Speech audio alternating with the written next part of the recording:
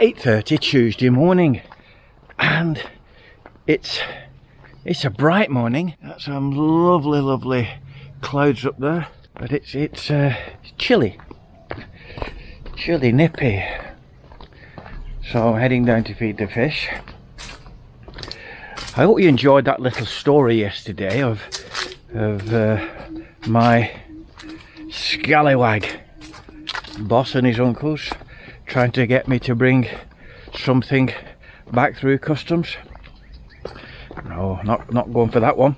Anyway, it reminded me of that India trip, clearly, and then I actually worked in India a number of months later. Enjoyed it, loved it to pieces, loved the Indian people, I just adored it. Anyway, a number of people have asked how I ended up here. Well, it's an interesting story, isn't it?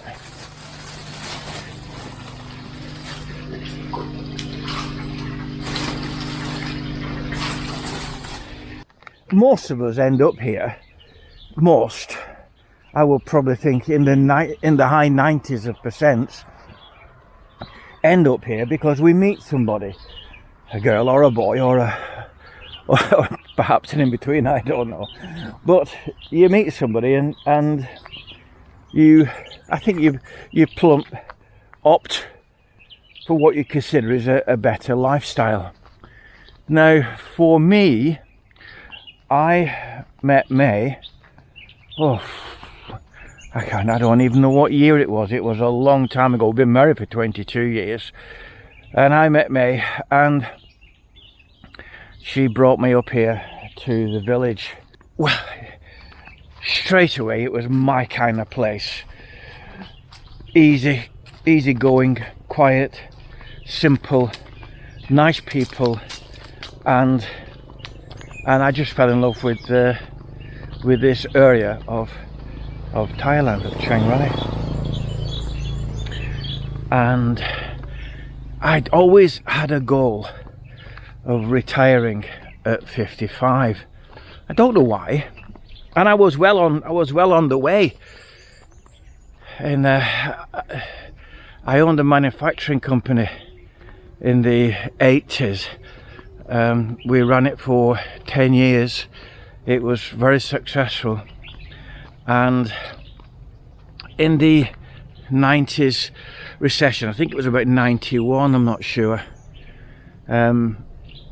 we got hit with loads of debt, and we'd spent the previous year, we'd spent heavily on R&D, and anyway, to cut a long story short, my biggest debt was £53,000 to one company, and it just flattened us, you know. So that ended that particular dream. So what do? You pick yourself up, you dust yourself down, and you start all over again, don't you? Of course you do. You never say die. Just bring on the next challenge and smile as much as you can.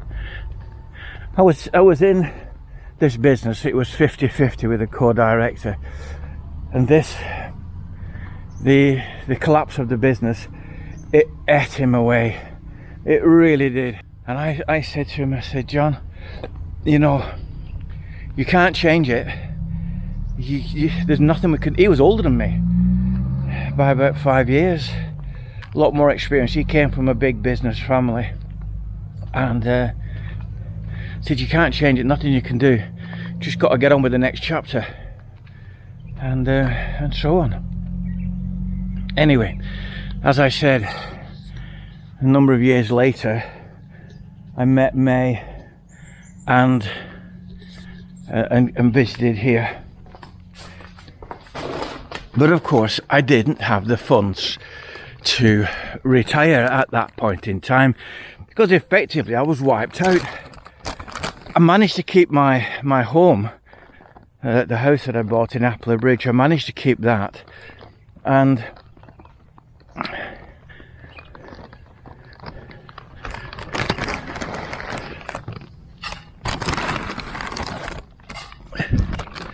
And I was looking for opportunities, looking for things to do business-wise, or back into employment, or what have you.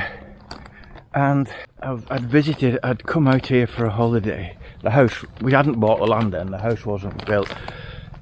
And I was thinking, like a lot of people think when they come here, if you're not self-funded, how can I make money here in order to stay here? Now, I know a number of people who do that. I mean, Graham, God bless him, you got Graham and Pie. Graham didn't have any brass, and he feed these birds. Graham didn't have any brass, so but he hit upon YouTube, and he started a YouTube channel, and he was doing very well. I think he was making about $500 or $600 a month with YouTube, and I think Patreon as well, I'm not sure. And then obviously he had the heart attack and had the bypass and didn't survive. Other people I know, they do internet stuff. Anyway, that wasn't me, and I'm looking around for something to do. And this is a massive tobacco growing region around here. The main crops around here are rice, rubber, tobacco, corn, maize, and fruit. They're the main, and potatoes. They're the main crops. And so I'm looking at all these tobacco fields, and I'm thinking, I wasn't thinking cauliflower, but that's a beautiful little cauliflower. Yeah, May's collies are doing really well. She's harvested loads of broccoli. So I'm looking at these tobacco fields, and I'm thinking, for me, you've always got to think outside the box. It's no use doing what everybody else is doing. You've got to try and be a bit different. So I got on my computer when I get home, and I decided to research cigars, because I'm thinking, well, this is looking at the geographical area, the humidity, the heat, the everything, and I'm thinking, tobacco grows here. So what's the best tobacco for cigars? So I researched these different tobaccos. I think there's about three different leaves in a cigar. Don't quote me, I'm going back probably 25 years now.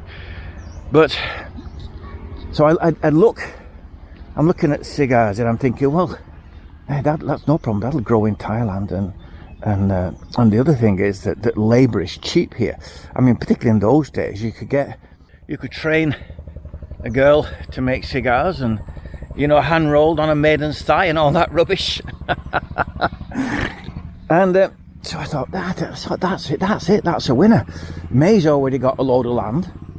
We can turn it over to tobacco, and away we go. Cigars are expensive, aren't they? Of course they are. So then I started to do much more research on how to make cigars. Watched loads of videos of people making them in Cuba and all that carry on. And I thought, this is a plan, how clever am I? Then I found out why cigars are expensive. And the reason is that you've got to store the tobacco leaves. I think it was for 5 years.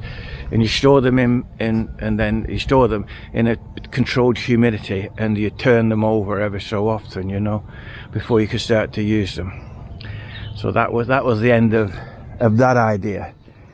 But you can't come here and try and farm and compete with the Thais, because the Thais will work for loan to loan for relatively nothing.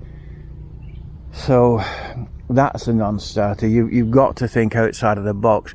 I mean, thankfully, when I went back, I got a position with a large property company in Manchester.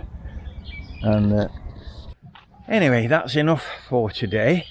If you want any more of these stories of how I ended up here and how I managed to finally make it, I did think about writing a book, and I was going to call it Escape, How I Escaped the UK.